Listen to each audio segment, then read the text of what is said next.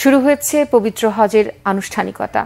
এই উপলক্ষে সৌদি আরবের মিনায় জড়ো হয়েছেন বাংলাদেশ সহ সারা বিশ্বের ২০ লাখের বেশি ধর্মপ্রাণ মুসলমান।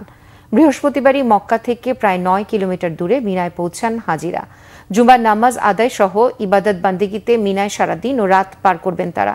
শনিবার ফজরের নামাজের পর যাবেন ঐতিহাসিক আরাফাতের ময়দানে, যেখানে বিদায় হজের ভাষণ দিয়েছিলেন মহানবী হযরত মুহাম্মদ সাল্লাল্লাহু আলাইহি ওয়াসাল্লাম। সেখানে সূর্যাস্ত পর্যন্ত অবস্থানের পর আরো ৮ কিলোমিটার দূরে মুজদালিফায় যাবেন। সেখানে খোলা আকাশের নিচে সারা রাত অবস্থান এবং শয়তানকে মারার জন্য পাথর সংগ্রহ করবেন। মুজদালিফায় ফজরের নামাজ আদায়ের পর কেউ ট্রেনে, কেউ গাড়িতে, আবার কেউ হেঁটে আবার মিনায় ফিরবেন। সেখানে বড় শয়তানকে ৭টি পাথর মারার পর পশু কোরবানি দেবেন।